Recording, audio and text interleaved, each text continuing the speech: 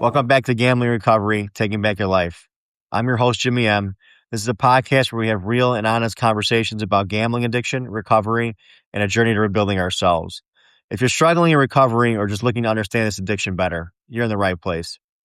Today's guest has one of the most unbelievable stories I've ever heard. Adnan Alisic survived the Bosnian War, came to the United States in search of a better life, built a successful business, and by all appearances was living the American dream. But behind the scenes, a gambling addiction was quietly taking over. What started as gambling eventually led to desperation, and that desperation culminated in one of the most infamous casino heists in Arizona history. Adnan spent more than 15 years in federal prison because of the decisions he made while in the grip of an addiction. Today, he's using his past for a greater purpose.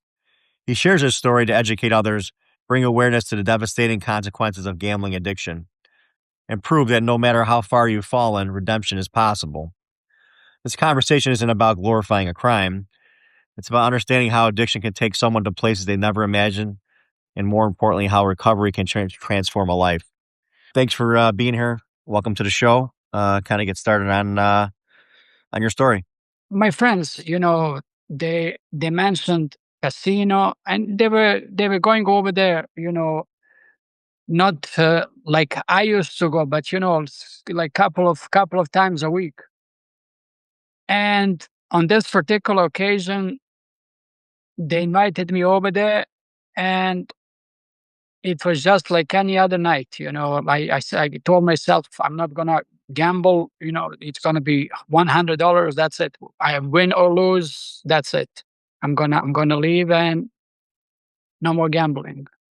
But the gambling is that kind of addiction. It doesn't matter how long you abstain from it. It could be a month, it could be a year, it could be 5 years. Once you go back, basically everything comes back. Everything. And that's basically what happened with me. So you, Uh, so you're, so you're really never 100% in a safe zone when it comes when we have a gambling addiction, right? you're right. 100% right. Never. And that's actually when people fail. They're thinking, okay, I haven't been gambling for a year. I don't have any problem. I don't have any issue. But once, only one time, they go back, they start doing it. That's it. They're basically on square one. And what you said right now, we are never safe. We are never safe from gambling, especially since we are having that kind of addictive mentality. And the best way to do that, and that's actually what helped me in prison, is to channel all this energy towards something positive. So that would be my advice to all of those people out there. Instead of, obviously channeling towards gambling, spending time behind the blackjack tables or poker tables or behind, with bookies, gambling on sports and stuff like that, they have to find something productive, something, it doesn't matter what it is: writing, reading, working out, drawing, anything to channel all this energy towards something productive. And just think about it. If you think about it, imagine instead of spending 6 7 hours a night behind a poker table or blackjack table, if you're doing this, spending it towards something productive. It doesn't matter what it is.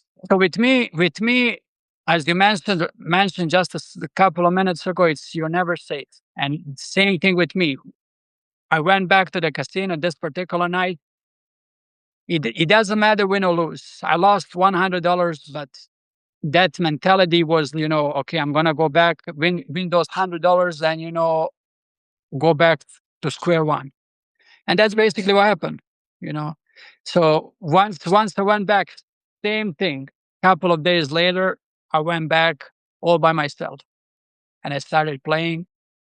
And that's one of the things. And I had a couple of conversations online actually about this. There's a way to do gambling for entertainment. There's no gambling for entertainment. No matter what they say, no matter what they tell you, there's no gambling for entertainment.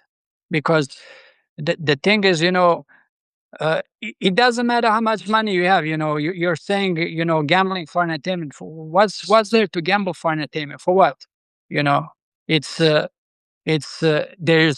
there's one thing. It's if you wanna be entertained, as I just mentioned earlier, you can just do something more productive. So once I started gambling again, it everything started going down. I could tell you this. Everything started going. And one thing about this, what I've learned, once you are obedient to God, once you start doing, abstaining from those things that God prohibited, the doors, of everything opens. But once you start going back to your old ways, everything starts crumbling down. And that's basically what happened with me. Did you notice the second time around that the betting increments got bigger and bigger than before? Yes, of course, because I had more money. I had more money. And now I had a very successful dealership with, for about 40 or 50 cars, all paid off. And what happened is slowly, and all of those people, and that's one of the dangers of gambling addiction. It's an invisible addiction where people around you, people those that are close to you, they cannot see. And that was what was happening with me. Slowly, obviously, those people, they're going to notice something because you're not present. You're not present, not only physically, but you're not present mentally. That's what happened with me. I started spending time in the casino again. Again, I started lying because I was embarrassed first and foremost to say I'm at the casino and I'm supposed to be working. Just think about it. My manager who was taking care of the business and other people, they're taking care of my business, selling cars, fixing cars, trying to make it successful. And I'm out here at the casino. When did it get really bad where you lost everything again? It was slow, probably within about a year. Again, a year it slowly started crumbling. But this is the thing. My business was successful. Okay. And I remember this, and I will always remember this. I was sitting in my office, and one of the guys came to my office, and he was working for the finance company. And he said, "Okay, we see that you're in the car business. I'm with the finance company. What we can offer financing for your cars." And I'm like, "I don't need finance. I needed financing for my car 2 or 3 years ago when I didn't have money." And I remember telling this guy, he would be like, a blessing a couple of years ago when I didn't have the money. And I told him, we don't need it right now. We have everything under control. Why would I be paying you extra money, extra fees if we already have the money? All of those cars are paid off. And he said, no problem. Keep in mind if your mind changes, and we'll stay in touch. And once I started gambling, one car, two car, three, like 5, 6 cars disappeared from my lot. Okay, and obviously, I gambled them. I just donated all that money to the casino. Now I don't have money to pay buy new cars. I started, everything started being noticeable. Like 5, 6 cars, disappearing, and it's I got to do something. And I remember I called this guy and I told him, okay, let's set up that financing so we can actually get floor plan with you guys so we can finance cars. And from then on, everything started basically going down. Everything. And the thing is, this is the thing. Everything on the surface seemed perfect. Now I would basically I gambled within maybe 5, 6 months. I gambled all of my cars. But this is the thing now. Nobody's seen it on the outside because the lot was full again. It was full. Nobody's seen it. But those cars, they're not mine anymore. They're all finance cars. But now what I was doing is basically not only was I gambling my money, my own money, I started gambling the financing company's money. So basically, I would sell the car, get cash for it from the customer, and I had about 2 weeks to process the paperwork and everything. I would take that money, which is not mine now, go to the casino and gamble with that money. So now I started losing that money. So one day they sent somebody out, and it was supposed to be like about 20 cars. 20 cars I was supposed to have. I only had 5 cars on the lot. And I remember that was basically when everything started unraveling. Like they started panicking. They started calling me. They're saying we're gonna call police. I'm like, you can't do anything. What do you mean call police? You can sue me. That's what you can do. So I started and I told them, you know what? I'm going to pay you the money. You didn't have any issue. I'm going to pay you. That's it. They said, yeah, we need the money right away. Where are the cars? This and that. I said, cars are sold. I'm processing the paperwork. What I did then is I had to borrow some money from friends. And as I said, I was a respectable person. If I needed money from somebody, I could borrow money without any issues. So I borrowed some money, and because they put a lot of pressure on me, I paid all of those costs. They closed my financing, and that's what everything started around. All the people around me seeing, something is happening. Everything changes this particular night when I was at the casino. As I said, almost every night, every single night after I would finish my work, and I'm tired. I'm still trying to manage my business. I'm talking about managing my car dealership, even though it's failing. I'm trying to basically resurrect it. And I remember I had about $1,000 left. And with that $1,000, I'm like, you know what?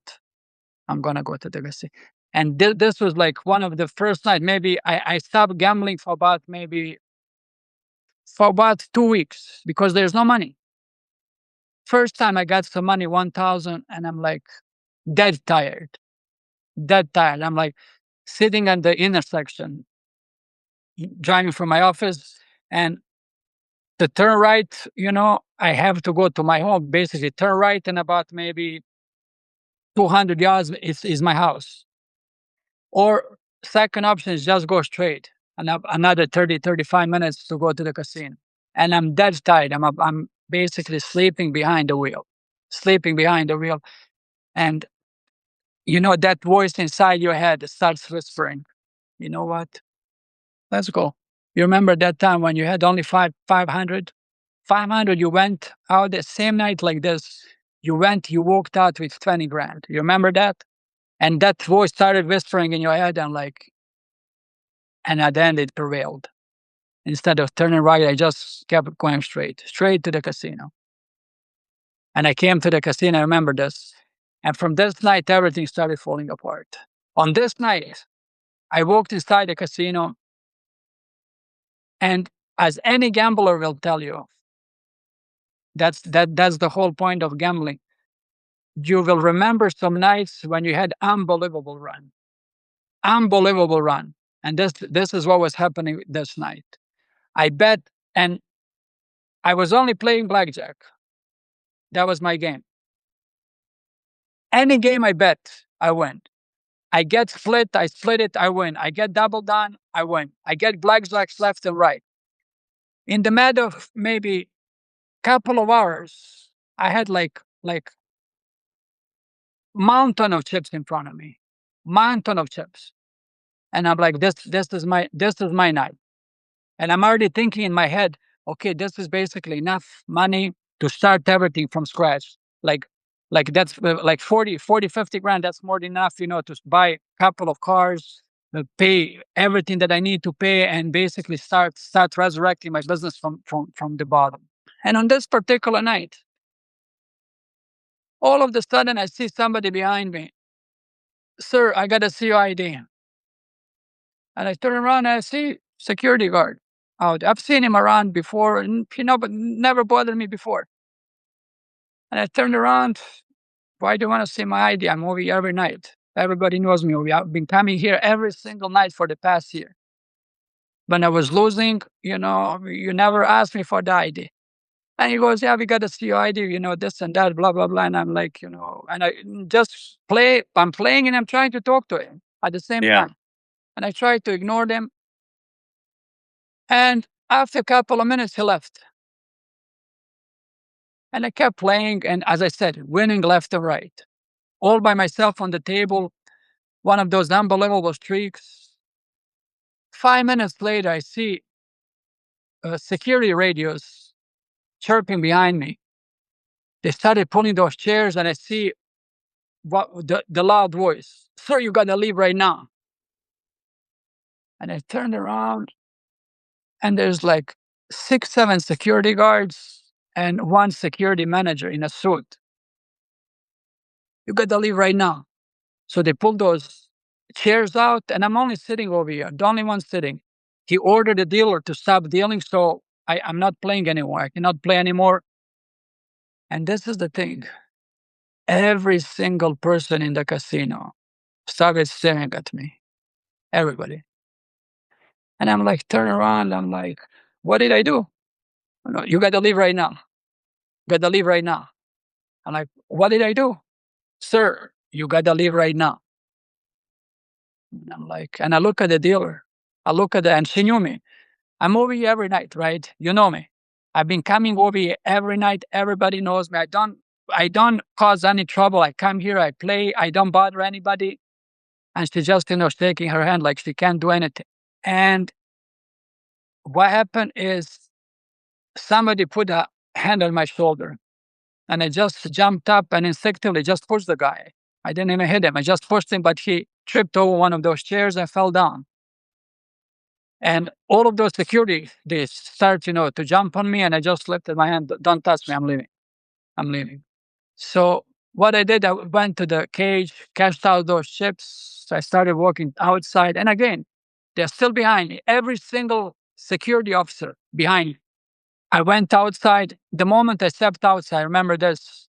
The security manager, he said, "If you ever come back over here again, if I ever see you over here again, you're gonna be arrested for trespassing."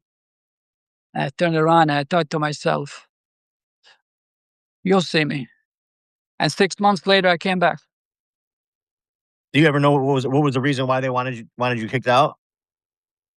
Well, the thing is, obviously, once you're on a roll, they want to interrupt it. They want to come over here, just, try to break it.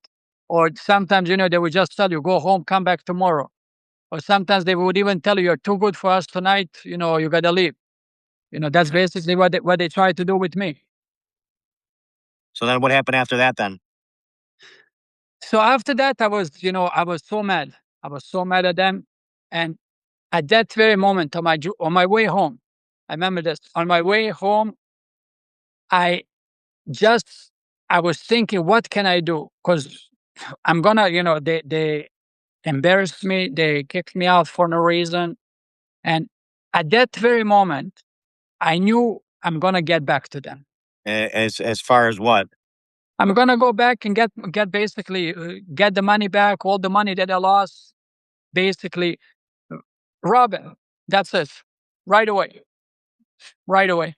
And I knew that's gonna be very, very hard because places like this, they're very hard to rob. Now, first and foremost, especially in Arizona. Arizona is open, everything is open. So once something like this happens, bank robbery, casino robbery, anything like this, high profile, within the next couple of minutes, they deploy helicopter and they're gonna chase you. It's not like New York or Chicago where there's a lot of tall buildings, so you can disappear behind them. In Arizona, everything is open, so even if you can outrun the police cruiser, you can never outrun the chopper. So this money that I won, what I did is I paid off the debts that I had, paid everything basically what I had, and I started gambling again at the other casino. And within the next couple of days, I lost everything. Everything was gone. And every night, I remember this, every night, out of the habit, after I finished my work, I would be going to this casino driving. But this time, I would never go inside to gamble like on previous nights before this incident. So what I would be doing is I just cruise around and think, cruise around.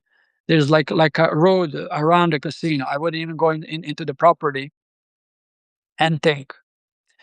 And on one particular night, same thing. I came over there and I parked about 1 mile away from the casino, and I stepped outside to relieve myself. And there's like a small bridge overpass, and I looked down, and there was like some kind of opening. It's like maybe 10, 15 feet, down. And I'm like, I'm gonna go down and check it out, what it is. So there was a steep hill. I descended down, turned on my flashlight, and there was like square tunnel, square tunnel about maybe about 4 feet high. So you have to crouch to go inside. And I'm like, I'm just gonna check it out. So I went inside with a flashlight. You basically crouch down and walk about maybe 50, about maybe 100 feet. You go inside it and you enter into one huge tunnel. Huge tunnel is so big that a small car could actually drive through it. And I look to the left, I look to the right, it goes all the way. And at that very moment, I remember I was so excited. I'm like, it gave me an idea right away. Right away, it gave me an idea. So I went back out. I parked my car in the parking lot because my car was parked on the street. I parked the car in the parking lot close by, and I came back and I went all the way, basically walking through this tunnel in the pitch black darkness. There are like rats. I'm talking rats, big rats like the size of small cats. And I'm walking over there. I'm just thinking, okay, I just want this tunnel to go as far, another maybe mile, mile and a half towards the casino. If it goes towards the casino, this is it. We hit the jackpot, and this is the way basically I could get them back. So I was walking maybe 5, 10 minutes in this pitch black darkness, and I've seen this tunnel goes way out there. And every once in a while, because it's high, and I could see the manholes clattering because cars on the surface, cars are passing by, and you can see whenever they pass over the manhole, you see they are basically echoing through the tunnel. So I came over there roughly by my estimate where casino could be, and I've seen small tunnels branching off towards the direction of the casino. And I've seen, okay, so this is most likely the where casino is at. And I went back home, and I remember I got onto the computer and I started the researching right away. Started researching, that gave me an idea right away. Basically, how we're gonna do it. Just everything flashed in a second. How we're gonna do it, how we're gonna hit it, how we're gonna transport the cash and everything. After this night, I did my initial research. I got the plan of the casino, whatever was public. I could get the plans online about the casino, about the layout, about everything. So the plan was this: every inch of the casino was mapped out. So I know where it is. I mapped out every manhole cover, and I went to those small tunnels that are basically branching off towards the casino. And those are much smaller tunnels than the big ones. So you have to crouch. Hot. We are talking about Arizona. It's very hot on the surface, and below the surface it's even hotter. So now with those small tunnels, we are talking. I'm walking through sewage. Walking. Rats are all around you, and its smell is terrible. Basically, you get nauseated just by being over this. You get a big headache from the smell and from all of those gases. And I'm still over there every night, trying to figure out a way how to get them. And once I found out those small tunnels are basically leading straight to the casino, and I figured out one of those tunnels is going to be leading straight because those are sewer lines, straight to the bathrooms, one of the bathrooms in the casino. We're going to start digging from one of those tunnels, digging to reach underneath one of the bathrooms in the casino. We're going to dig because the level of concrete obviously is going to be very high, probably about maybe 2 feet, if not even higher. So we're going to dig to the bathroom and leave a very small, thin layer of concrete. And once we do that, we're going to organize everything, get everything ready, and storm the casino from the top. We're going to enter the casino with AK-47s. We're going to lock all the doors. And I already researched about casinos and their policies. They're going to give us the money right away. They're not going to be risking, us injuring anybody because that's their policy. So once we get in, we will go straight to the cage, get inside. And once you get access to the cage, we are talking about tens of millions of dollars because casino, by law, they have to keep a specific amount of cash in the cage. So once you go inside, obviously what's going to happen, they're going to call police within the seconds. Within seconds, they're going to call police. And you got to realize this casino, right next to the casino, there's a police station. So once you do this, if you don't have a escape plan, that's it. Because police is gonna be there. It's there like maybe 100 yards away from the casino. There's a station. So there's no way you can do anything because in the couple of seconds they're gonna be over there. And I knew this. I knew this. So once you go inside, that's it. There's no way we're gonna go outside through the doors that we came in. And once we get the cash, I would obviously start negotiating with them, just trying to pretend, give them the impression that we need some time, and they would be basically doing the same thing with us because they would need time to figure out what's going on and to understand what's really happening. So we would get the cash, we would go to the bathroom. I would talk to them, just negotiate or play to negotiate that we need a bus, we need a truck, we need pizza, whatever, to buy some time. And everybody would see us inside. We would be talking to them. Once we get the cash, we would go to the casino, to the bathroom, and from there we would use the sledgehammers we would bring, and just smash the concrete around the toilet where we actually started digging. Smash it, get access to this hole, and toss the bags down there in the tunnel. We would already park the ATV to transport us and the bags of cash. So we would just disappear, hop onto the ATV, drive another 2 miles away, exit through another manhole cover into the waiting van, just disappear, go home, turn on the TV and see how they're searching for us. So now you say us. So this wasn't just done by you. You brought other people in. Can you tell me about those other people that you got to bring in with you? Yes, there were other people. They were all together. There were about three people, and there was one person who was providing me eventually, who was providing me the inside information. And where actually I wanted to find out put my hands on the real drawings, architectural drawings of the casino. And this is where this plan actually fell through. Basically, everything was set. Everything was set.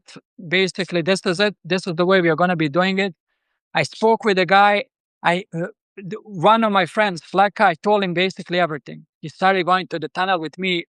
Whenever I would be going to the tunnel, he would be going as well.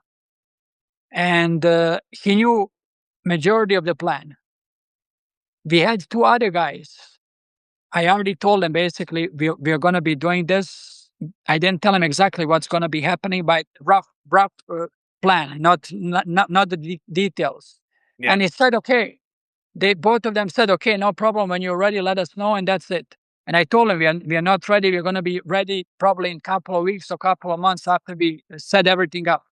I had a contact with the guy inside who was providing me the information.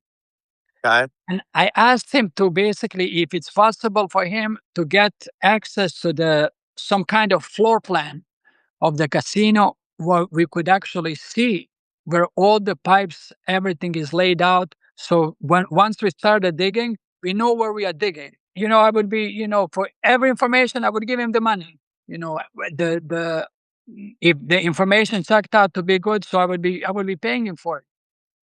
1 week passed is nothing. 2 weeks, 3 weeks. And he would always be telling me, some kind of excuses. Oh, I cannot do it. I cannot do this or this and that. But he gave me the impression he can do it. He has access to that. After about maybe month and a half, every week he would be giving me some kind of excuses. After about month and a half, he said, "No, I cannot give you the detailed plan because they don't have it. I don't have access to that, and I cannot have it." And at that moment, I'm like, we spent months and months of this every day in the tunnel, casing out everything, planning everything, researching, spending my time, money, and effort and everything into this. And at that moment, I realized, without access to the drawing or floor plan of the casino, it will be a risk. For a couple of weeks like this, couple of weeks, I'm like, this is going to be impossible to do. We cannot do it. Yeah. But on one hand, I was also beside disappointed. On the other hand, I was relieved because now, I don't have to be doing this. And, but still, I still wanted to find a way to get this casino, get my money back, in a way, exact my revenge. And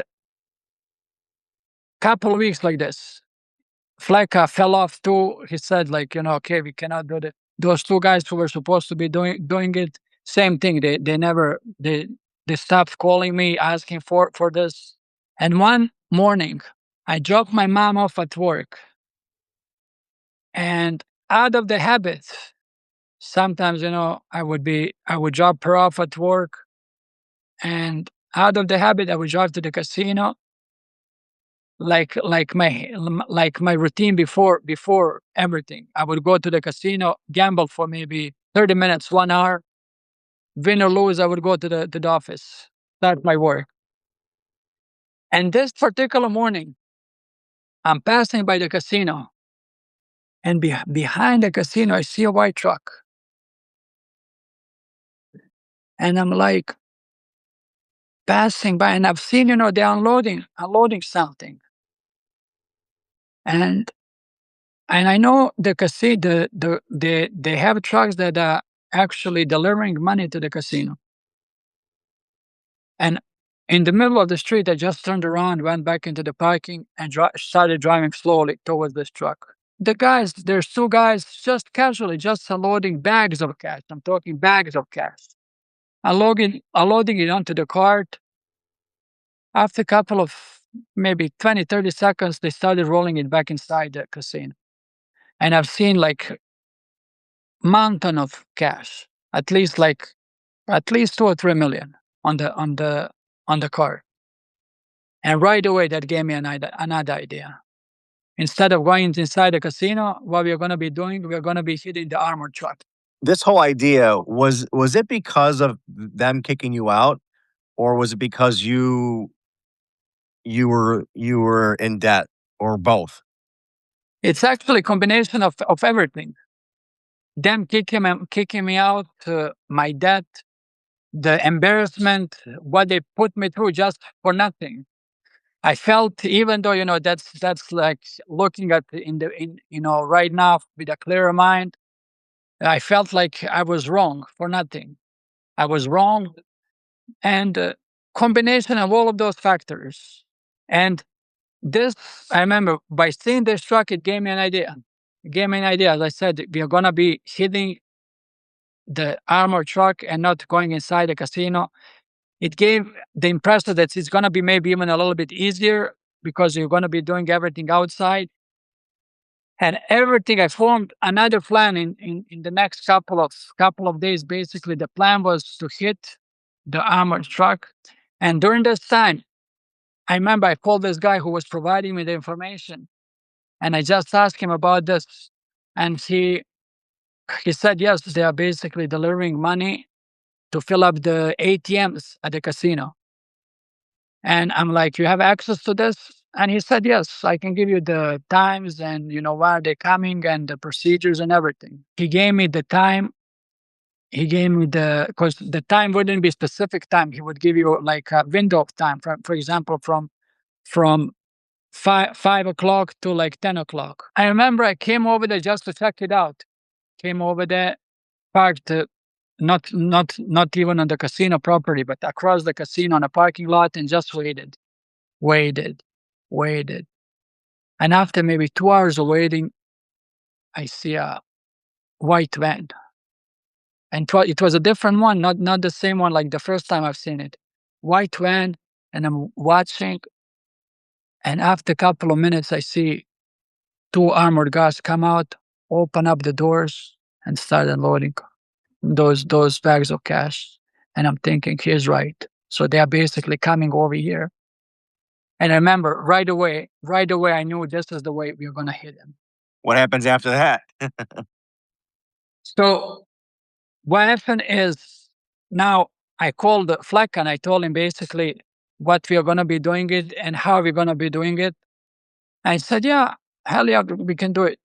We planned basically for the next, after this, everything started moving much smoother and much faster. So within the first probably 2 weeks, everything was put in motion. Now, what we had to do is I figured out a way that for us to escape, we would actually utilize one of those manholes. So the plan was to hit the guards, get the cash, drive about 500 yards away to the intersection. In the middle of this intersection, there's a manhole. We would basically park the van right above the manhole. In the van, we would have cut out the floorboard where we have access to the manhole. From inside the van, we would open up the manhole, disappear, toss the bags of cash, disappear, leave the van on top on the street, and in the tunnel, we would have an ATV waiting for us, jump on the ATV, drive about maybe mile and a half away. Same thing over there. There would be another van above the manhole. We would exit over there into the van and just disappear. I tried a couple of times to open up those manholes, and I've seen they're very heavy. Those manholes, if anybody knows, they're like very, very heavy, like couple of 100 pounds. And I'm like, we cannot be wasting and losing time over here, especially when once you're trying to open it from the van, especially during those high stress situations. So I decided we have to replace them with lighter manholes where we can actually just open it in the couple of seconds. At this point, are you still gambling?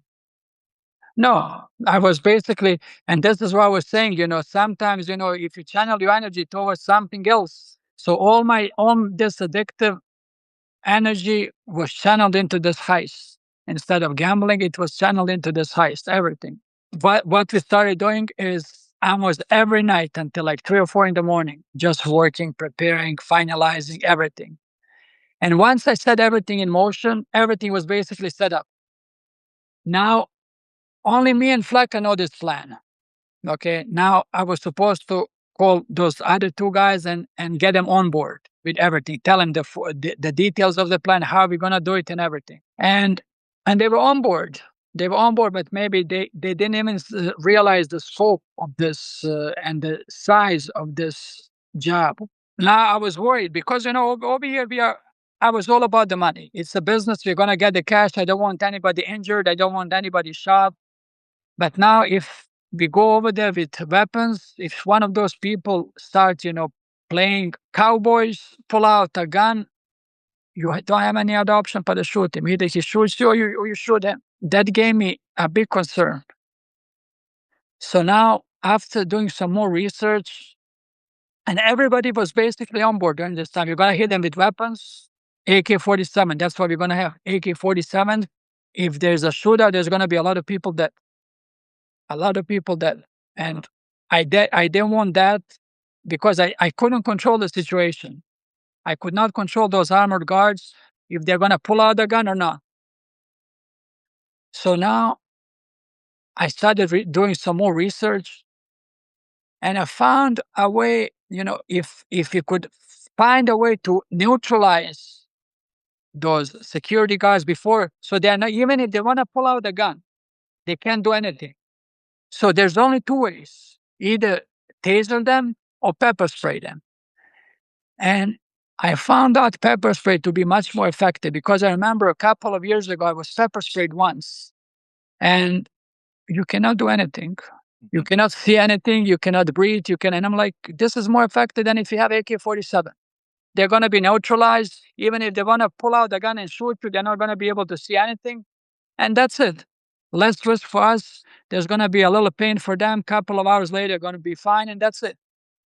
And the more I was doing the research, I was fully on board with this idea. So now we had a meeting with those guys in my body shop. So I laid out the plan, everything, and they're still having the impression we're going to be doing this with real weapons, with AK-47s.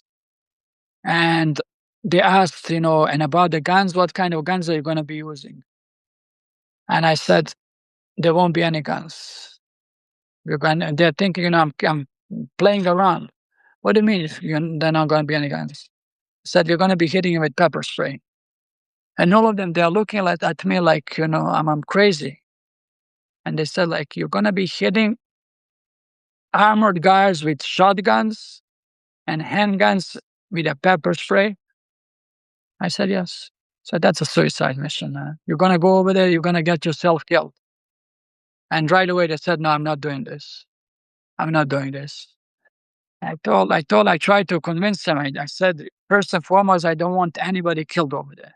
Pepper spray is going to be much more effective. They're going to be neutralized. They're not going to be able to see anything. They're not going to be able to do anything. And that's it. You're going to get the cash. Nobody's going to get hurt. The end of the story. And they were like, no, we out. And they told me we out. I told them, okay, do whatever you want to do. Please, whatever we discussed over here, it stays between us. And they said, no problem. It stays between us, this and that. And they left. And it was only me and Flecka. And Flecka was like, me and you, we cannot do it. I'm like, yes, we'll try to figure out a way. And after this, after they left, again, after everything was set up basically, but we don't have anybody to do it with us.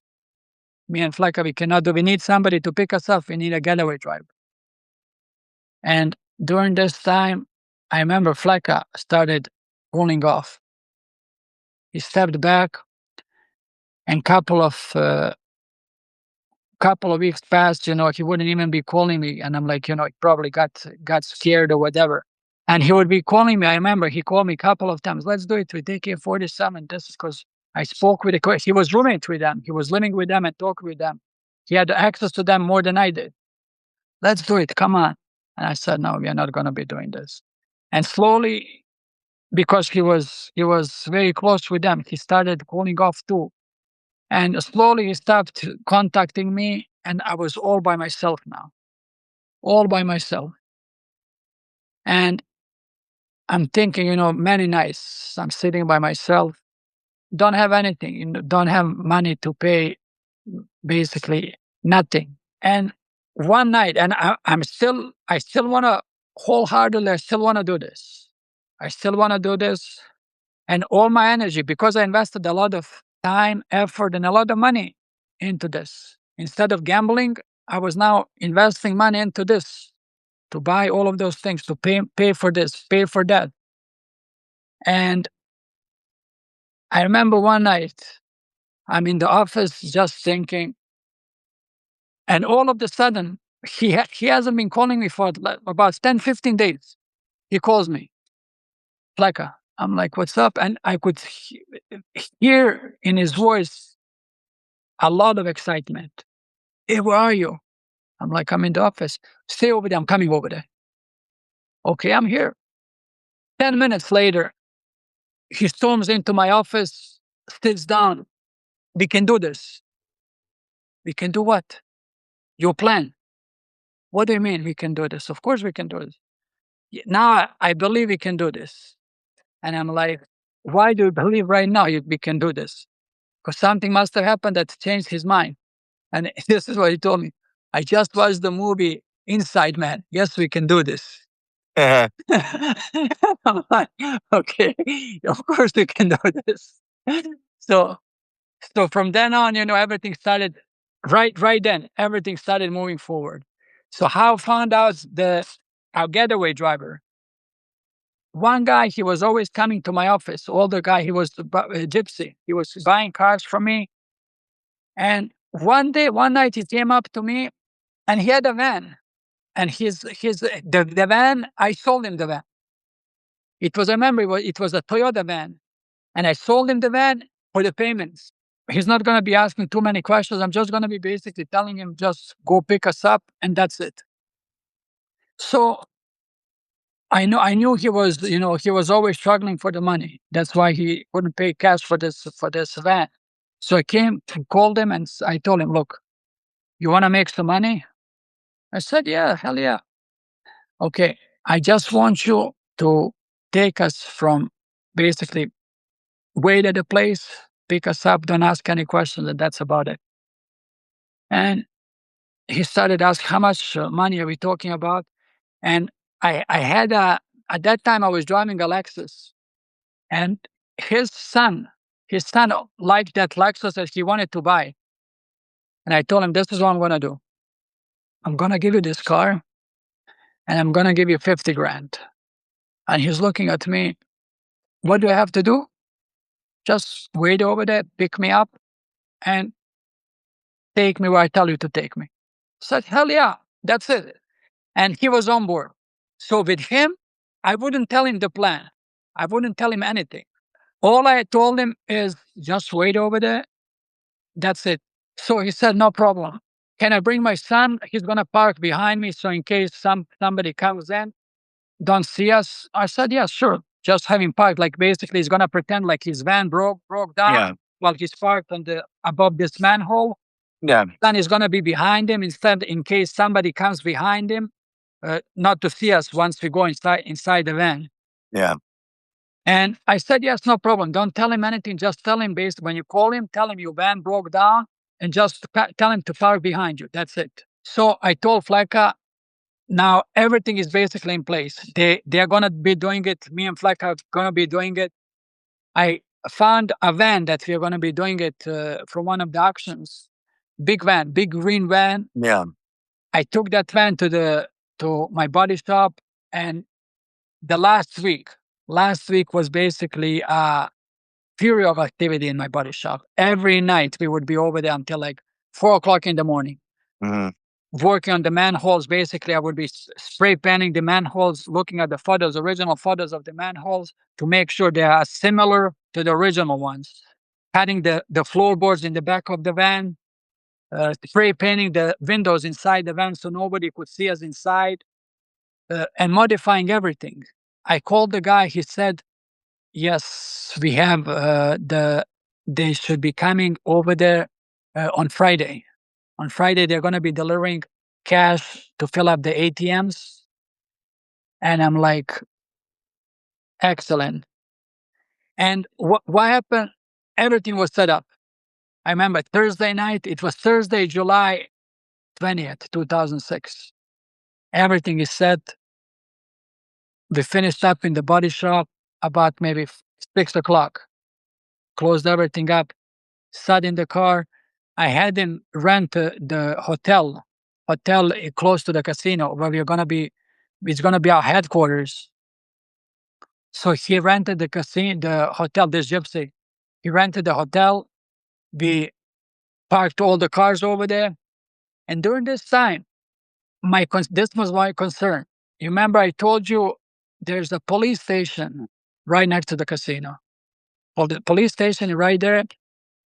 And one of my biggest concerns was if police comes over there within the next minute or two and cut off our access to the manhole, we're going to be in trouble. We're going to be in trouble. So what I did, in the worst case, we have to have a plan B.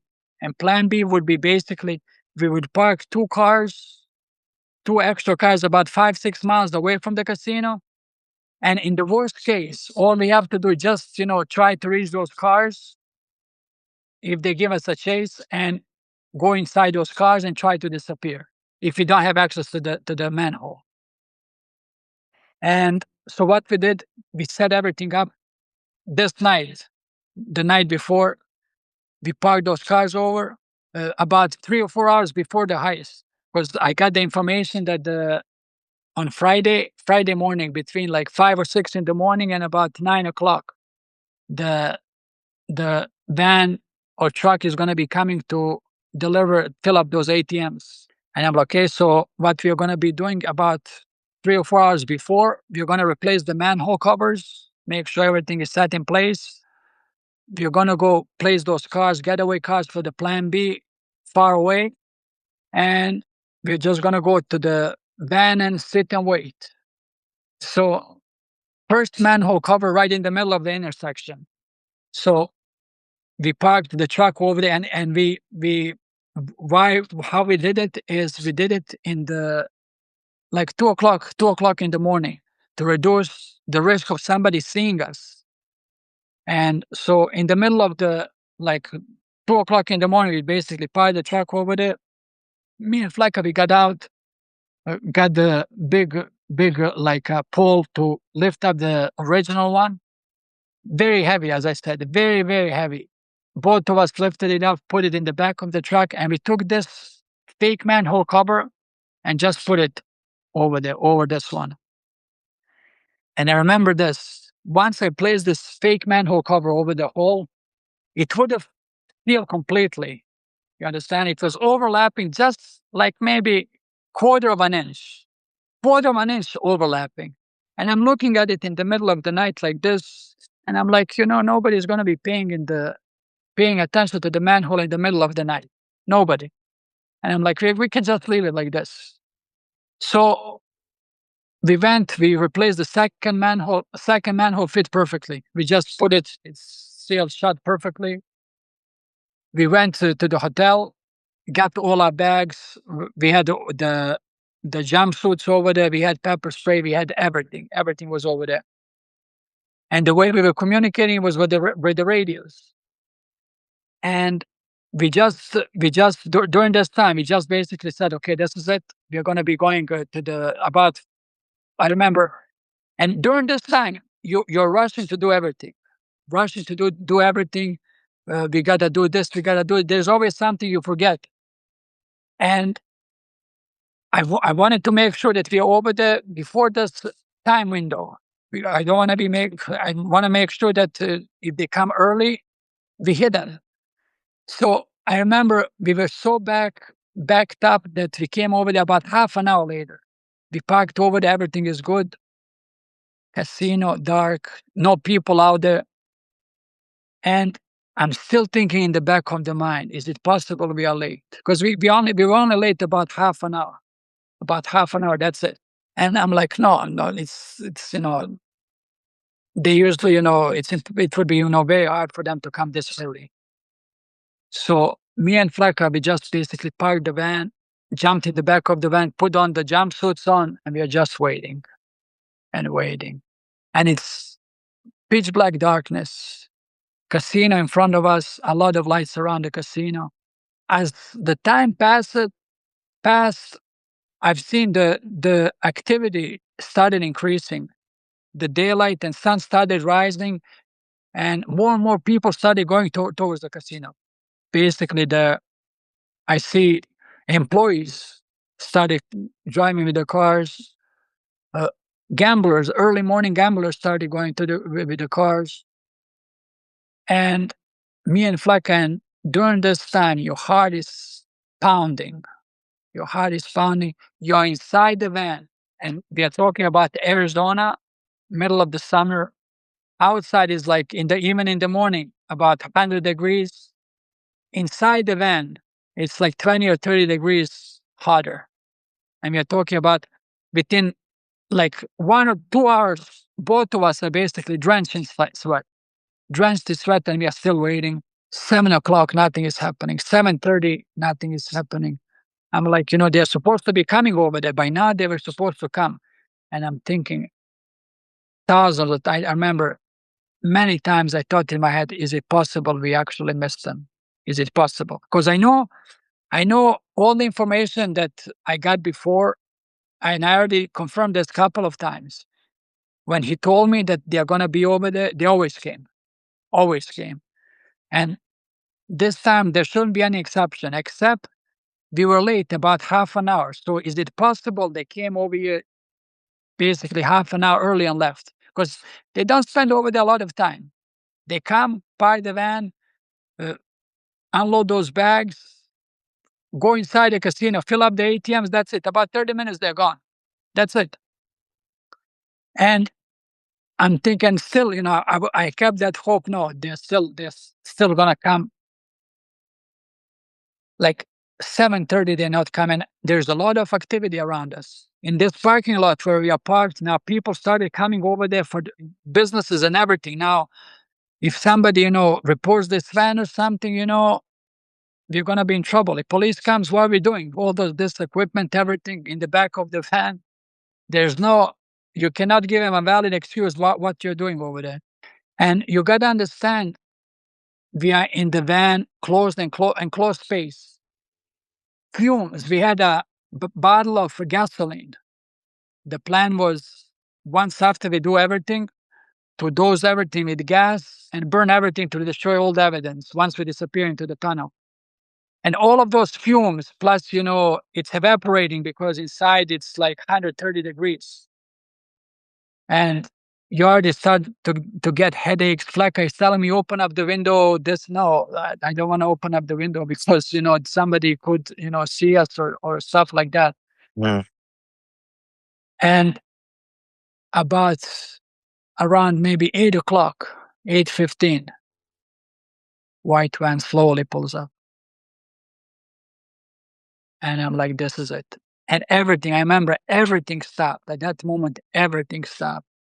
And I'm thinking, months and months of planning, all of those time sacrificed, a lot of time invested, effort invested, money invested into this thing.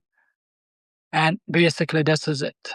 In the next couple of minutes, either we're going to get the money or that's it. We are going to prison. And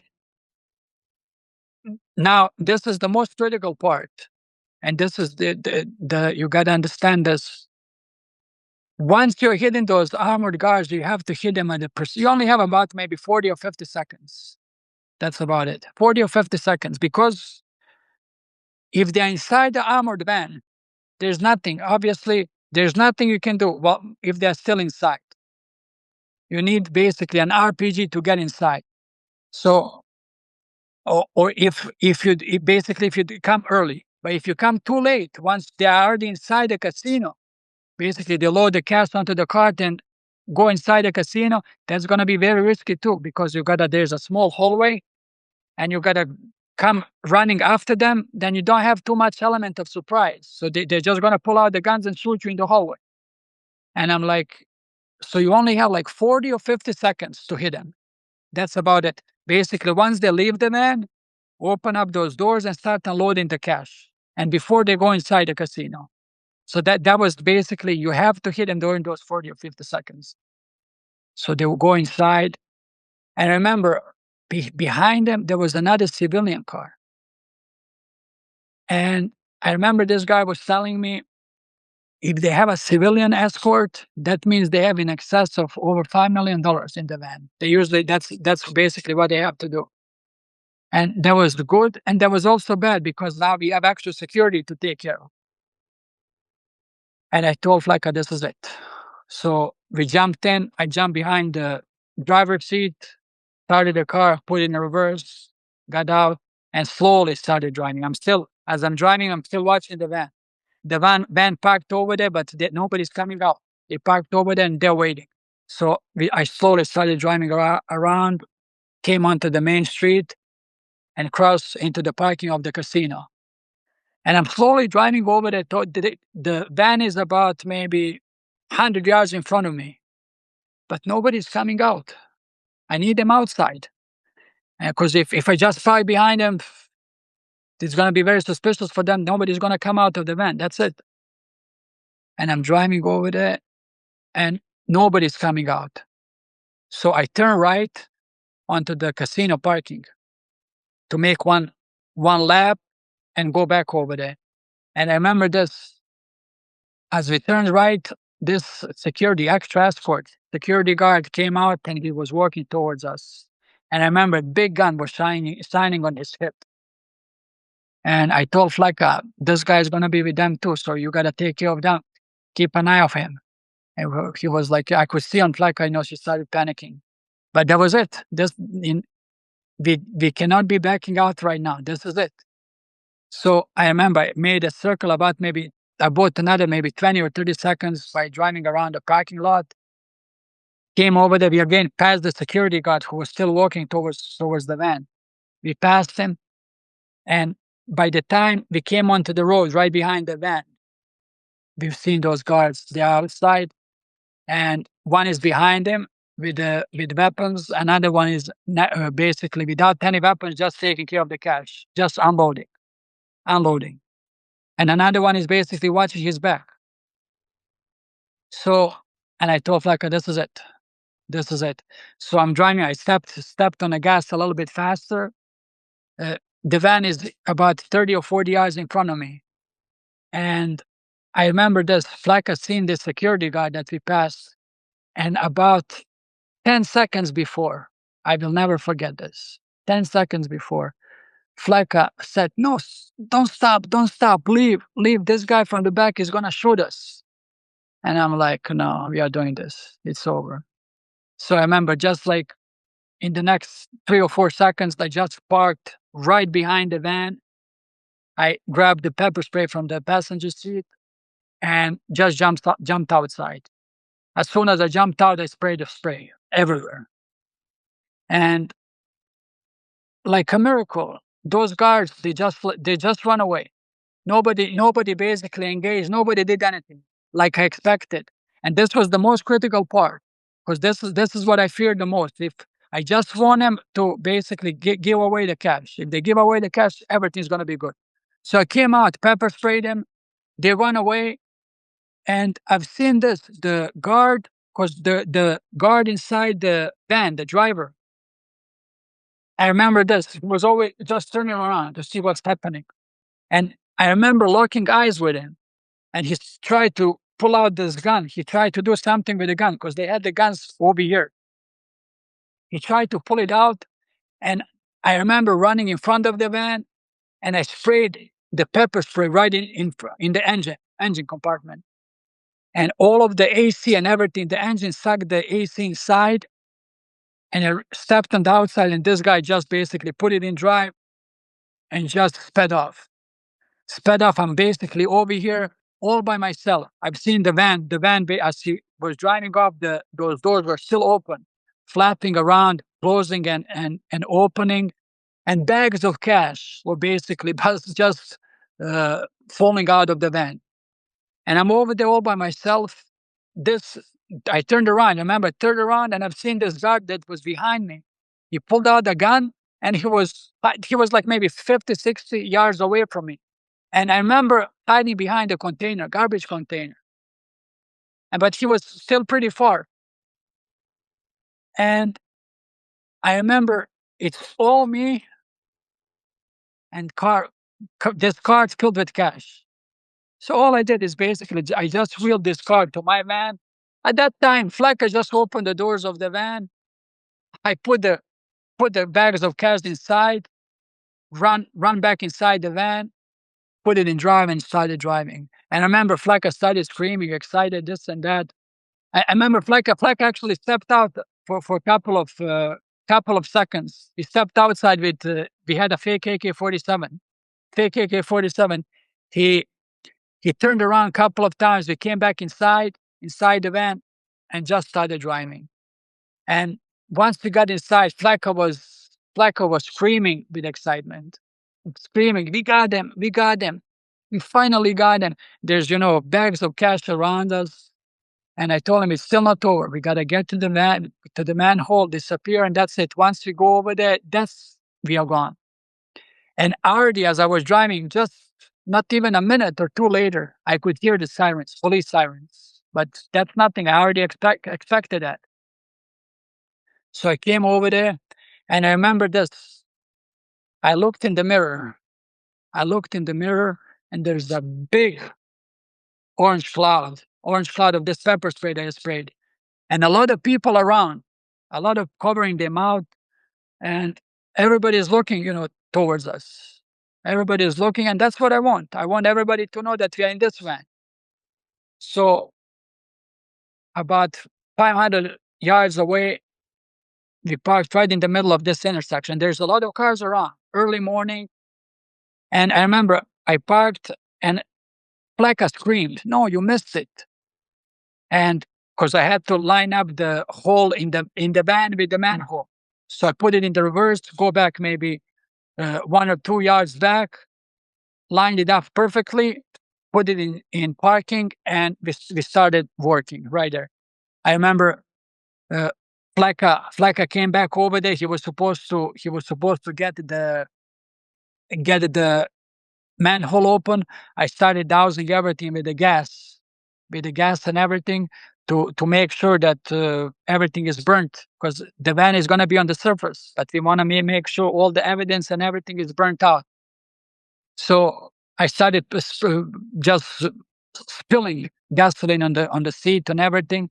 We had a inflatable doll, okay, and this doll, I just took this doll, put it in the passenger seat, strapped it back in. The doll had a mask, and that was basically to give the police, because police is going to be over there in within the next couple of minutes, to give the police impression that we are still inside.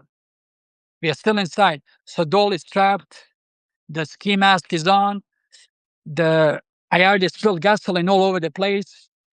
And Flacca is working in the back, opening the manhole and everything. And I'm tying up the rope because to descend into the manhole, there's about 20 feet, about 20 feet. So we need to tie the rope to somewhere in the van and the manhole so we can actually close everything on top of us so nobody sees that we actually disappeared into the manhole. And police sirens all around me, police on the left, police on the right, police behind me, police everywhere. I could already hear the choppers. I told you, once something like this happens, choppers deploy. Yep. In the next couple of minutes, they're over there. I could hear choppers in the distance. I could hear them in the distance, but those sirens closer and closer. And I'm like, that's fine. We know they're gonna come here, and I want police to surround us. I want police to surround. So Pleka's out there. He deployed smoke grenades. One smoke grenade, second smoke grenade. Once everything started smoking around us, all of those people, because people are just imagine it's middle of the morning, people, a lot of cars around, people are stopped over there. We just basically blocked the whole intersection. And once Flacca deployed all those smoke grenades around us, people started basically just peeling off around us, left, right, just trying to escape, get as far away as possible from us. And we deployed those smoke grenades so nobody would see once we go down there to that we actually escape. All of this is happening maybe about a minute. We are inside the van, basically working fast. And I'll never forget this. I'll never forget Flecker screen. I can't open it. I can't open it. And I'm like, I just, what you can't open, I just jumped up from the driver's seat, jumped back over there, and I could see he was trying to struggle to open up the manhole. Because all we have to do is just open the manhole, disappear, that's it. We are free. It doesn't matter, police, we are surrounded by police. Nobody's going to know where we went. And even if they know where we went, they're not going to be chasing behind us. And I'm like, what you can't open? So I went over there, let me try. He sat back and I took this fake AK-47 that we have. I pulled it inside and I tried to pry it open. And I tried to work. And I pulled it hard and it just broke off. The tip of the AK-47 broke off. And I'm like looking over there and I realized what happened. You remember when I was telling you when I placed the manhole cover, it was slightly overlapping, like quarter of an inch, slightly overlapping. Yeah. So what happened is car drove over it and slammed it shut.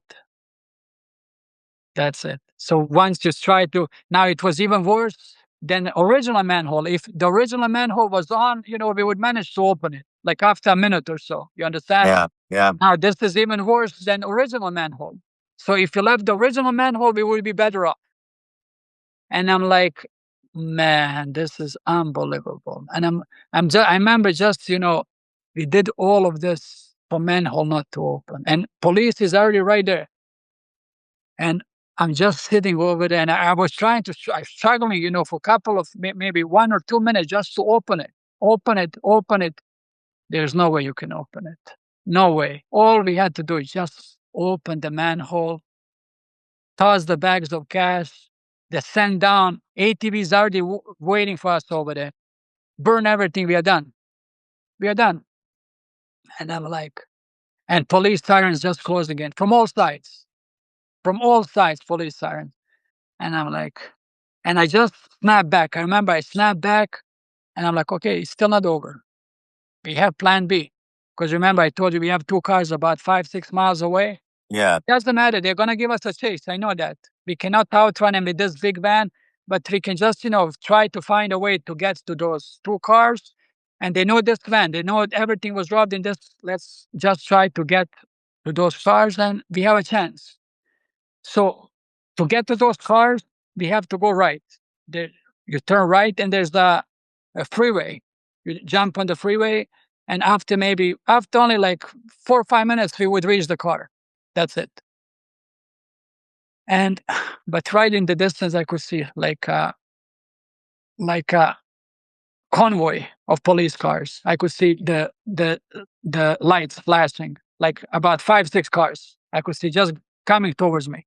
And I'm like, there's no way we can go there because if you go this way, they're just gonna cut us off, and it's gonna be tough. So sirens from the left, sirens behind me, and the only thing I didn't hear the sirens is straight ahead. So I turned around and there's like an unpaved road leading towards the Indian reservation. And I just jumped in, put it in drive, and I just started driving straight. I remember I drove through this Indian reservation. There's a lot of dust behind me, a lot of dust. You cannot see Yeah. anything. And I gave him a chase of a lifetime for about 30, maybe 40 minutes. They were chasing me through the city of Scottsdale, all over the place, all over the place. I'm going over the curbs, over the holes. The van is flying all over the place. It's a big, heavy duty van. I'm driving, through the city. It's 80, 90, 100 miles an hour to the city. Later, I was reading this in the police report. I was driving so recklessly that the police supervisors, pulled up the chase. They ordered everybody to stop the chase. And remember this, after about half an hour, I don't see any more sirens. I don't see nobody because all this time there was a lot of police all around, everywhere. And after half an hour, nobody. And I'm thinking to myself, is it possible we already, I lost them? And I'm like, okay. So now, no police. I'm thinking, okay, this is it. This is all we have to do now is just go get to those cars and we are home free. We are home free. And, after I calm down a little bit, just it takes maybe a minute or so.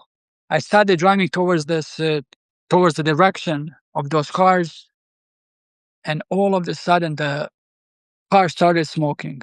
The van started smoking. I stepped on the gas and it started losing power. And I look at the gauges, and the temperature gauge was all the way in red. All the way red. Car was overheating big time. And I'm thinking, so when I was running over the curbs and holes and everything else, I punctured the radiator, lost all the water, and car was overheating. I'm like, I tried to step on the gas, and it's losing power. There's no way we're gonna reach the car. So I remember pulled into one of the parking lots, and I told Flyka, there's no way we're gonna go. This is a good place to get lost. What we're gonna do is let's just leave this. We're gonna leave the van over here. You grab the cash, and what we're gonna do is just, no matter what, do not get caught, no matter what. And that was basically it. I pulled into this parking lot, and a huge cloud of smoke behind me. It seems like the van is on fire. So I told Fleka, do not get caught, no matter what. Do not get caught. So the flat guy, as soon as I parked over there, he popped open those side doors, put the bag of cash onto his shoulder, and he ran off. And I stayed over there for a couple of more seconds to wipe everything off because we're not going to be burning the van. There was a lot of people around us. So I just stayed maybe for 20, 30 seconds behind, wiping everything off, prints, whatever we had, if you left anything, and I just stormed out behind it. And I remember I ran about 20 or 30 yards, and one of the cars, undercover, one of the undercover detectives I was reading this in the report later, with the van. He almost ran me over. I just slid over his hood, jumped over one wall, jumped over another wall, and there was a small one-story building. I managed to climb on top of this building, and in the matter of like 30 seconds, I could see again, see and hear sirens all around me, all around me. Like it seems they were always following us, but they were just basically in the background. I jumped onto the top of this building. I look around. I could already hear the choppers. The choppers. It's not like it's like not one chopper, but like 4 or 5 choppers right now. 4 or 5 choppers on top of me. And I remember this. I'll always remember this. I look down and I've seen Fleck on the ground, like bag of cash next to him, and there's like 6, 7 police officers holding him at the gunpoint. And from the top of this building, I'm looking at him like, this is it. At that, after a couple of seconds, I snapped back out and I started running on top of this building. I jumped down, jumped over another fence, and I found myself in a pool. In a pool, a lot of old people. I just walked inside this building. My whole face, everything is burning. Once I walked into the cloud of pepper spray, a lot of pepper spray, particles were on my skin. Arizona sun was amplifying everything. It seems like I'm on fire. So I walk inside this building, go straight to the bathroom, and I started washing myself. And I remember this. This is basically it. This is the end. The whole building is surrounded. I hear sirens screaming all around me. Choppers just, circling on top. And I'm in this bathroom and I'm just, thinking. And at this very moment, for the very first time, I remember asking God, if you help me out of this situation right now, I promise I will be doing whatever you ordered me to do. And I promise I will be abstaining from all of those things that you prohibited me to do. And one of those things was gambling. And I remember I washed my face with cold water. And during that time, after it took only a couple of seconds, some kind of calm and tranquility washed over me. Like, like it seemed like whatever was happening a couple of minutes ago, that wasn't me. That wasn't me. It seemed like, that was happening to somebody else. My heart beat stabilized. It seems like, nobody is searching for me. Everything is normal. And I remember I walked out of this bathroom across the hallway. There was another room, like some kind of laundry room. I walked inside. I found some kind of shirt. Put this white shirt on, and I walked into the day room. And the place where I actually found myself, I could not stand out more than I did. This was some kind of old retirement home. And the youngest person over here was like 70 years old. And I'm like, I look everywhere. And what happened? Nobody was paying any attention to me. I've seen almost everybody was crouched like on a sofa next to the window, and everybody's basically trying to look to the window. Everybody. And I could see through the window basically a lot of activity, police officers, police cars, everything. Did you have any money at the time, or the money was gone? The Fleck had the bag with the money. I didn't have any money with me. So basically, it's only me. What happened then is I remember I approached one of those guys, old guys. He must have been about 80 years old. I told him, excuse me, you know what's happening outside? I said, all excited. Oh, we don't know. We don't know. We just seen all of the sudden a lot of police surrounded the building. We don't know what's happening. We do not know. And I'm like, okay. I came over there and I was glad nobody was paying attention to me. I climbed to the top, to the second floor, and I came over there and I found one big window. And from this window, I could see everything. I could see everything. Police cars, they already took perimeters, like 5 or 6 police cars around the building. About 100 yards away, already people started gathering outside, spectators, because they've seen something is happening, and about 100 people. In the matter of a couple of minutes, 100 people came over there. I've seen vans just, driving by, coming to the front of this spectator group, and people started coming out and preparing their microphones, hosting these antennas, media vans, obviously, and a lot of police, a lot of police. And I'm looking around and I'm like, man, I need to get out of here. I need to get out of here. And what happened is I came down and I did just for the next maybe 10, 15 minutes. What I did is just cruise around the whole, it's like a place, retirement home. Try to familiarize myself with it. So I found out where exits are, where basically I could hide and stuff like that. And after I figured everything out, I climbed again back to the second floor.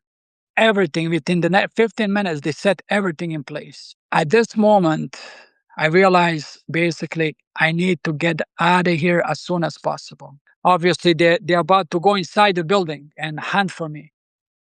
And when I've seen this, I'm like, I only have a couple of minutes. I only have a couple of minutes to escape from here, or they're just going to storm inside and they're going to kill me. That's it. And I remember I came down there, and right behind this building, there was a small patio. So I walked inside and there was nobody. I told you, everybody was inside and everybody's basically looking to the window. So I came on the back of this patio, and on the back of the patio, there is a hedge basically separating this patio from the street. And right behind this hedge, there's a police car guarding the perimeter, and there's one police officer, his back turned towards me. I quickly scanned everything. There's like 4 or 5 police officers here, 4 or 5 police officers here, basically police officers everywhere, everywhere. And but this police officer was very close to me, right behind the hedge, maybe 6, 7 yards away. And I'm looking at them, and this is what happened. I've seen a guy come out from the apartment building, and casually he started walking on the parking lot. And these police officers saw him. He saw him, and he just started basically following every single step of his. And but this guy didn't see the police officer, and he's just basically walking on the parking lot, and there's about 4 or 5 police officers on this parking lot too. They're just walking towards the guy, and the guy is about to turn the corner, and the moment he turns the corner, and he's seen those police officers, and they're still about maybe 60, 70 yards away from him. He's seen him, and the moment he saw him, he just turned around and started walking back. And this police officer who was close to me, he seen this, and he just got on the radio. And at that moment, I've seen a lot of activity. This police officer is running over here. This police officer that was close to me, he started running towards this guy. And a lot of people, police officers running towards in one direction. And at that moment, I just actually took this chance. I got through this hedge and I started walking. Normal, casually. I just started walking. And my whole plan was, if I could just come to those spectators, blend in with them, I'm gonna be home free. There's like over 100 people over there just watching. And my plan, and it's only about 100 yards away. I mean, I could be over there in like 30 seconds. That's it. And I'm slowly walking, and police officers all around me. Police officers just running, like 5, 6 meters away from me, just running. I hear the radios, police radios all around me, and nobody's paying any attention to me. They're running, and I'm walking, just casually walking. 50 yards, 40 yards, just to blend with those people. And I look to the side and I've seen this guy, and this guy is all tatted up. He had tattoos all over his body. And I turned to the side and I've seen the guy splattered on the ground. There's like 15, 20 police officers around him. And I'm like, I turned around, just started walking normally, 30 yards, 20 yards. And this was the longest walk of my life, longest walk. And I'm like, all I had to do is just blend in and that's it. 20 yards, 10 yards. And I will never forget this. I was about just to blend with those people, just to go in. And a short guy, Mexican guy, he jumped in front of me. He stuck the microphone under my mouth and he started. He asked, "You know what's happening over there? Did they arrest him? What's going on? What's going on?" And I'm like, "I don't know, man. That's why I came over here. I've seen something happening." And he's seen that that I don't know anything. He lost interest. And I went to the line of media reporters, and I blended with the spectators, and that was it. So then what happened after that? Did you go back home? So what happened is I didn't have no phone on me. I didn't have anything on me. So I had to find a way to call somebody to pick me up. So I was over there for about 15, 20 minutes. I just, I'm listening to people, what's going on, what's happening because there's always stories and somebody was saying, oh, he got inside, or they got arrested, or they just arrested him. Or another guy was saying next to me, he was saying, oh, he basically barricaded himself inside the building and he took hostages. And I'm like, all of those people, just talking. So about 15 minutes, I was just hanging out over there and I've seen a medical office building. So I came inside. I remember I drank some water. I asked him to get some water and I asked him to use the phone. So I called my friend and to come and pick me up. And that was about it. 45 minutes later, he came, picked me up. He took me home. And I remember this. I walked inside my house. I sat down, all relieved. I sat down. I turned on the TV. And on every single TV channel, regular program was interrupted and breaking news was flashing across the street. Gunman barricaded himself with hostages after Casino Arizona robbery. Negotiations in progress. And then screen flashed to all of those police officers, screen flashed to the building, the screen flashed to all of those choppers, 4 or 5 choppers circling around this building. What happened is I've seen all of those SWAT team members, FBI SWAT team members on the screen. What I've seen live, I've seen them preparing their guns, putting their vests on, basically coming, preparing to go inside the building and hunt for me. And by looking at all of that, at that moment, I realized how dangerous I really am. How did you get caught?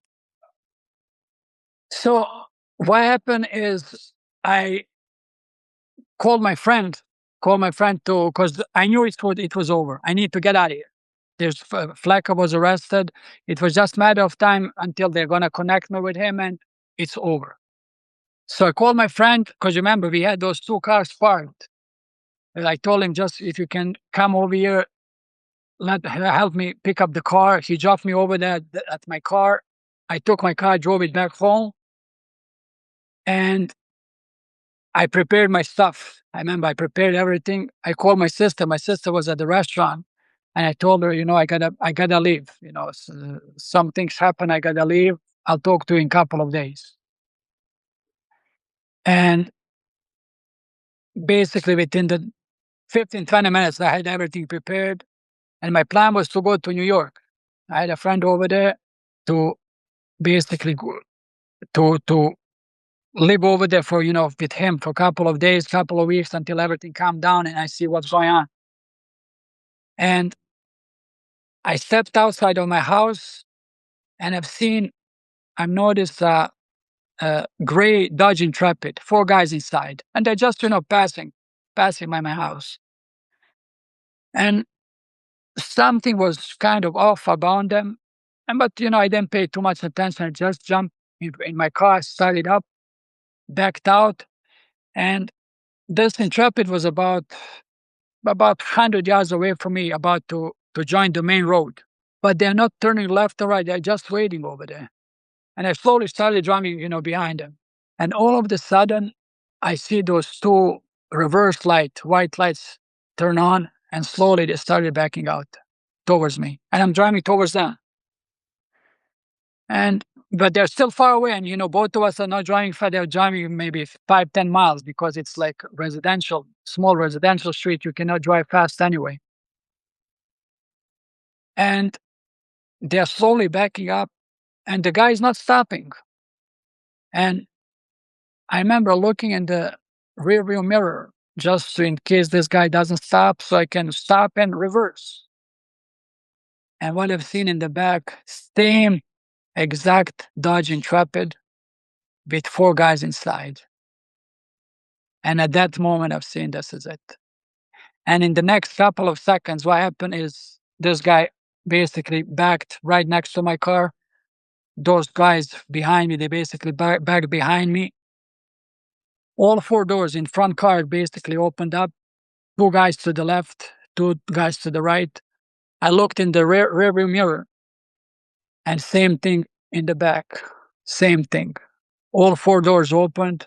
2 guys to the left, 2 guys to the right, and I've seen 8 guns pointed towards me. And at that moment, your whole life at that moment flashes in front of you. And I'm thinking, I have an option. I can gun it. But there's gonna be a rain of bullets going through this car. Yeah.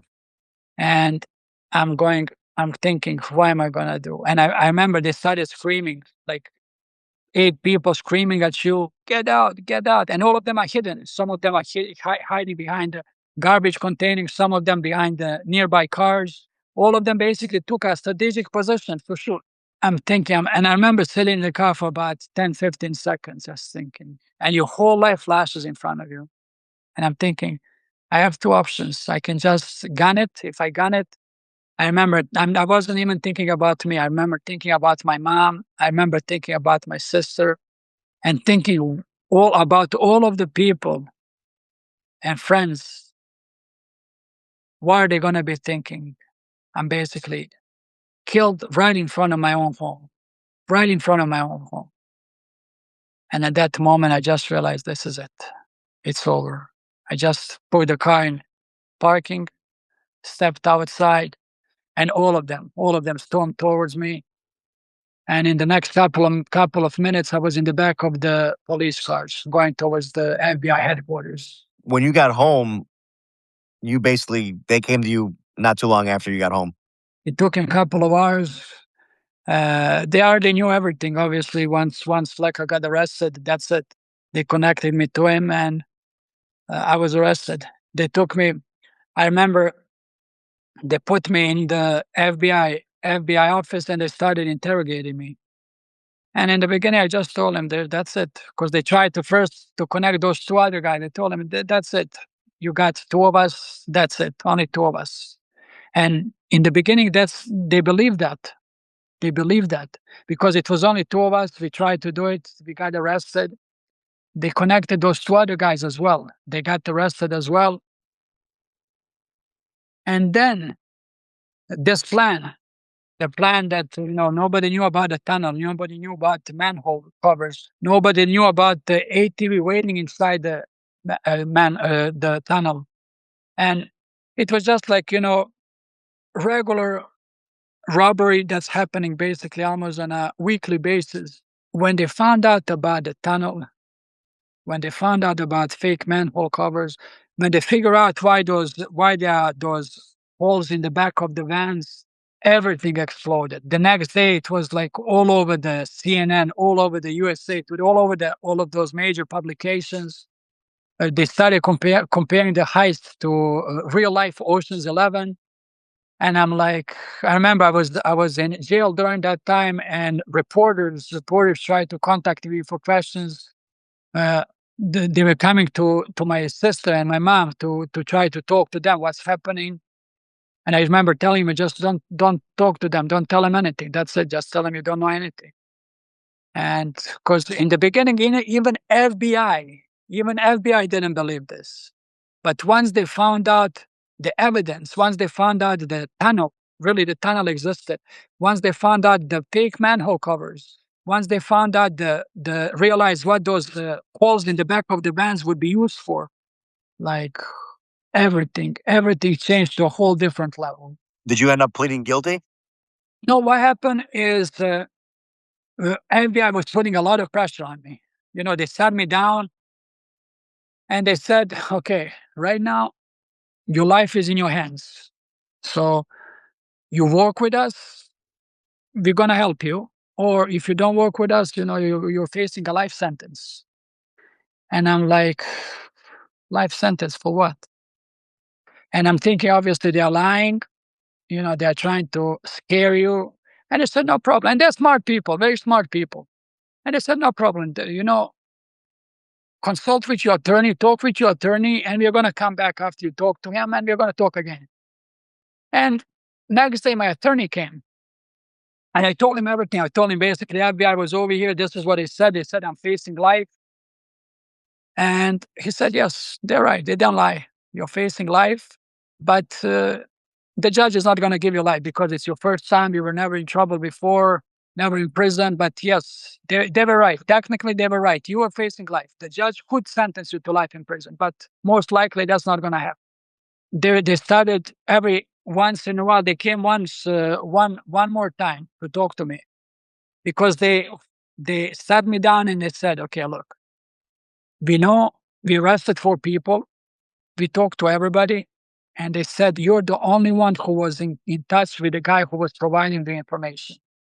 And they said, we know that there's a guy. We know you could not know all of this by yourself because it's impossible for you to know how much money is going to be in the van, when they're going to be coming here, how many guys are going to be over here. You knew everything. So just work with us. Tell us who is the guy who was providing the information, and we're going to work with the prosecutor to give you a good deal. And I was like, this is it, man. There's nothing to talk about. I'm going to be taking my case to trial, and that's it. And for 2 years, they were just basically like this. For 2 years, they were trying to get this guy who was providing this side information through me. And I already told him, this is it. I'm going to be taking the case to trial. And that's what happened. I ended up taking the case to trial, and they punished me. They gave me 17 and a half years. And the highest sentence after me was 6 years, 6.5 years. Like I got 6.5 years compared to mine, 17 and a half. What about the other two guys? The other one got 2 years. The father and the son got the probation. He got only probation. So you didn't plead guilty. You went to trial. Yes, I went.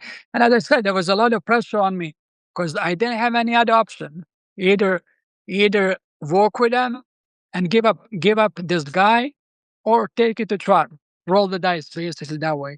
And that was, I think, my last way at basically risking something and gambling. Basically, not gambling financially, but basically gambling with my life.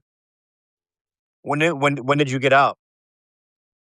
2021, about 4 5 years ago. So tell me a little bit about like your recovery since you've gotten out. Did you become more spiritual? Did you get closer to God while you were away? What did you do while you were away? Like what tell me like tell me what you learned. Tell me what you learned about yourself. Tell me everything that you pretty much did in jail. Yes, so basically, from the very first moment I stepped inside the prison, I knew gambling was over because I've seen what it did to me. What Because all of those things don't happen just overnight, and a lot of people don't understand this. You have to have a huge motivation to execute something like this. And a lot of people see only the headlines, okay, casino robbery, bank robbery, this and that. But you have to have a huge motivation. to do something like this. And from the very first moment, I realized this is it. There's no more gambling for me. And you remember that promise that I uh, promised to God once I was trapped. And I've seen, as I said, firsthand, that was firsthand experience that I've seen that even though you have a lot of time in prison to reflect, and I had a lot of time to think about it, especially once I started learning about Islam, once I started praying, once I started reading Quran, I realized all of those things that I was doing on the outside, drinking, gambling, fornicating, all of those things are basically things that Allah told us not to do. And once I realized, okay, gambling, God tells us directly in the Quran, do not gamble. Directly in the Quran. And I reflected, why? Why? And at the end, you know why? Obviously, I'm the perfect example why he told us not to gamble. He told us not to drink alcohol. Why? And I remember how I was acting when I got drunk and all of that stuff. How I've seen, witnessed other people act when they got drunk.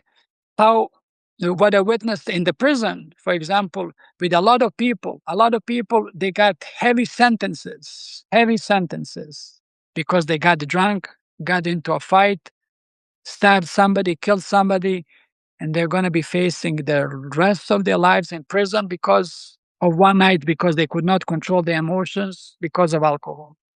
And I've seen this, all of this, and witnessed all of this. And in prison, you have a lot of time to think and reflect. It's basically, you don't have distractions over here. Not distractions. Basically, you don't have bills, no relationships, not things to that distractions that you have in the free world, like uh, so once I had all this free time, basically me and God, and I realized all of those things that God told us, that's the only way. That is the only way. And especially with the gambling, a lot of people think, once you go to prison, gambling stops. There are no more casinos. But the easiest way to kill time in prison is basically gamble. I've seen a lot of people in prison. Basically, what happened is the moment the doors open, 6 o'clock when the doors open, all of those degenerate gamblers, they just go straight to the poker table, straight to the poker table. And from 6 o'clock in the morning all the way until the lock is down, like 10 o'clock, they're all day. And I've seen a lot of people got in trouble because of the gambling. They start gambling, Yeah. they rack up gambling debts, they could not pay 'em up. What happens? Either they get stabbed, they get beat up, they get sent to the home. And so my time was, once I realized my mistake, and I realized this is basically for the next decade, at least decade, I'm gonna be in prison. And I realized what I'm gonna be doing is I gotta work on myself. This is the perfect time to work on myself. Work on myself physically, work on myself intellectually, and most importantly, to work on myself spiritually, which I did. And I could tell you and a lot of people will not understand this when they ask me, like, how could you survive 15 and a half years in prison? What happened? How? I mean, I would never do it. And prison was the best thing that could ever happen to me. That's it. The best thing, because I was thinking many times I'm thinking, you're all by yourself in a prison cell and you're thinking, what would happen if that manhole cover opened up, if he escaped, if he got all this cash, what would happen? And I'm thinking many times, all of those scenarios are going through your head. And I'm thinking, what will happen? I know what will happen. For certainty, I know what will happen. What will happen is I would get all that cash. In the next 2 or 3 years, I would gamble everything away. And after losing everything, I would be planning next bigger, bolder, more elaborate heists. And during this time, maybe somebody could get hurt or even get killed, and that's it. Tell me what you started doing when you got out of jail. Yeah. So basically, once I got out, uh, you got to realize that I was out for over 15 and a half years. 15 and a half years. And once I came into the free world, everything was new to me. And the where I'm at right now, I'm in Bosnia, and why I came over here is a couple of years before my release date. I already signed all the paperwork to come to Bosnia because first and foremost, if I get released, I had an immigration hold, and I would have to be spending a lot of time fighting my case in immigration, and I would be basically stuck. Even though I could stay in the United States, I didn't want to stay over there because uh, I didn't want to be on probation. I didn't want to be under FBI's control, and I wouldn't be free, even though I would be technically free. So I just signed all my paperwork in 2018, about 3 years before my release. I told him just, I'm going to go back home, and that's it. And remember this: once I step off the plane in Sarajevo over here in Bosnia, it was such a relief. And even though over here I didn't have nobody, this was the city. I didn't have any family. My whole family is basically after the war we went all over the world. Some family members in Germany, some family members in United States, some family members in Sweden, Denmark, all over the place. And over here, when I stepped out, the guy who picked me up at the airport was the person I've never seen in my life. I only had like $285. I remember this in my pocket, one bag, no place to sleep, nothing. And from there on, with faith, with help of God and everything else, I started moving forward and everything else. When was the moment you decided that I'm gonna tell my story? Well, the thing is, that was already done in prison. And that was one of the ways to actually make my time productive. I spend a lot of time reading. I spend a lot of time writing. I spend a lot of time improving myself. And I started writing Arizona Dream in about 2007, and I published it in 2014. And Arizona Dream was actually a Amazon true crime bestseller for some time. And after publishing Arizona Dream, I also published Unforgiving. And this is basically a fictional trilogy based on the real life event.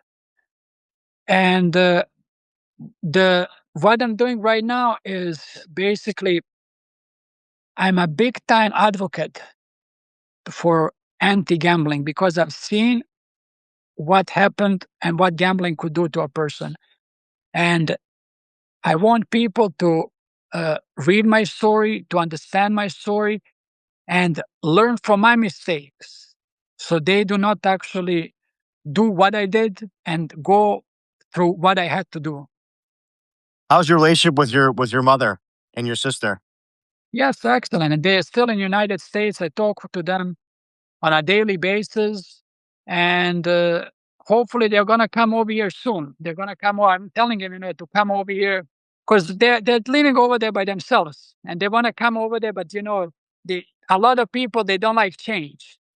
And my mom, she's about 81 years old right now, and she's just when I talk to her, she's saying she's scared of flying. She doesn't like flying, and I'm like, that's the only way you can come over here. But she really wants to come over here and see me, and I haven't seen her for a long, long time. If there's anything that you would like to tell your mother or your sister if they were gonna watch this episode, what is something that you would tell them and or want them to know? Yes, first and foremost, I I'm grateful for having them in my life, and they were one of those people who who were always there for me no matter what. And especially my mom, the mom in general, no matter what you do, no matter what you did, if the whole world leaves you, your mom is always going to be there for you. I agree. My mom, my dad, um, yeah, they didn't give up on me, and I always told them whenever my clean date would come up, I'd always tell them, that, "Thanks for playing a part in saving my life." They were mad at me a lot of times. They said a lot of things to me, but I know deep down, they love me, through and through, and, they stood by my side the whole time. Yeah, so thanks for sharing your story. I appreciate you reaching out, and, yeah, let's stay in touch. If you ever need anything, let me know, and, yeah, we'll go from there. Yes. Thank you, Jimmy, very much. And as I said, it's a great host. And please stay in touch. We'll definitely stay in touch. All right, take care. Thank you. You too. All right, bye. If you or someone you know is struggling with gambling, help is available. You can call 1-800-GAMBLER for support and resources. I'm Jimmy M, and I'm a compulsive gambler.